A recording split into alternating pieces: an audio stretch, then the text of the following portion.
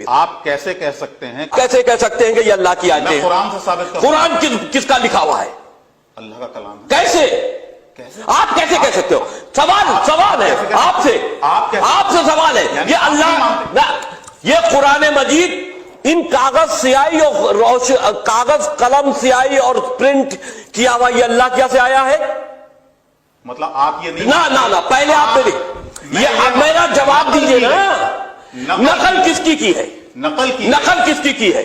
جو اللہ رسول نے قرآن لکھا، جو رسول نے قرآن لکھا، جو جبرائیل لے کر آئے، رسول نے لکھا، جبرائیل نے لکھ کے دیا، ان کو یاد کرایا، جبرائیل نے لکھ کے دیا۔ آپ جب بھی قرآن نازل ہوا، جب بھی قرآن کی آیت نازل ہوتی تھی، محمد صلی اللہ علیہ وسلم ان پڑھ تھے، جب بھی کوئی آیت نازل ہوتی تھی وہ اسے یاد کرتے تھے اور اپنے ساتھیوں صحابہ سے اس کی تلاوت کرتے تھے اور صحابہ فوراً اسے لکھ لیتے تھے۔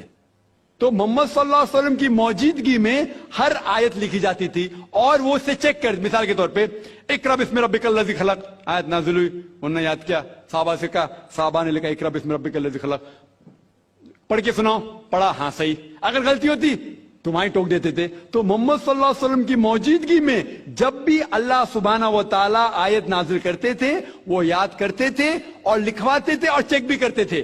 سارا قرآن مجید محمد صلی اللہ علیہ وسلم کی موجودگی میں لکھا گیا۔ آپ جو کہہ رہے وہ حضرت عثمان کا ذکر کر رہے، وہی تو افسوس کی بات ہے، آپ نے صحیح مطالعہ کیا ہی نہیں۔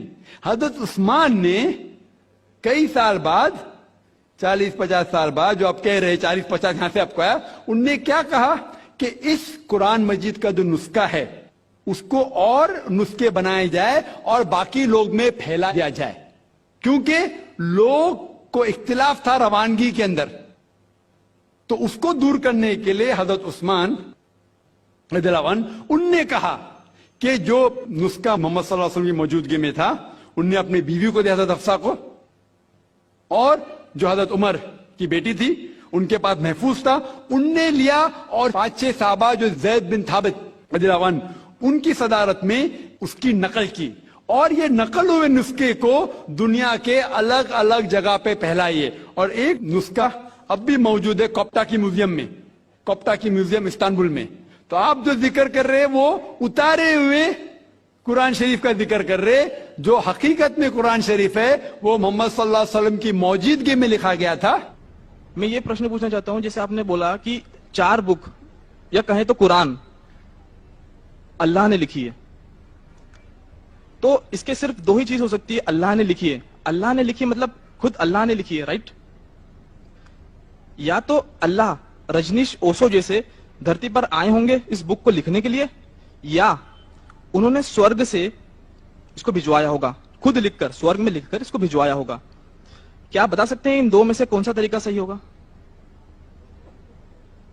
بھائی صاحب نے اچھا سوال پوچھا ہے کہ اگر یہ اللہ کی کتاب ہے، اللہ اس کے لیکھک ہے، اگر لکھی ہے تو اللہ نے خود دھرتی پہ آ کے لکھی ہوئیں گی یا سڑک سے لکھ کے بھیجی ہوئیں گی؟ یہ آپ کا سوال بالکل بجا ہے، کیونکہ آپ کو اسلام کے بارے میں پورا علم نہیں ہے۔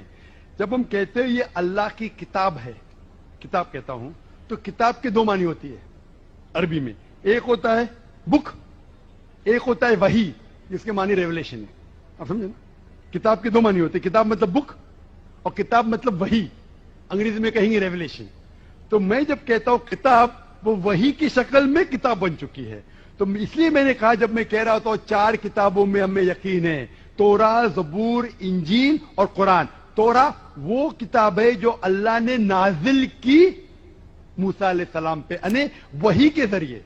وی بلیو ان ریولیشن، سو اللہ نے وحی کے ذریعے نازل کی اپنے پیغمبروں پہ۔ اللہ تعالیٰ کو کتاب لکھنے کے لیے خود آنے کی ضرورت ہی نہیں۔ اللہ تعالیٰ کیا کرتا ہے؟ اللہ تعالیٰ انسانوں میں سے ایک آدمی کو چنتا ہے اور اس کے ساتھ ایک ہائی لیول آف کمیونیکیشن کرتا ہے۔ اب سمجھے نا؟ مجھے آج کہنے کے لیے امریکہ جانے کی ضرورت تھوڑی ہے، فون پہ کہہ سکتا ہوں میرے بھائی سے۔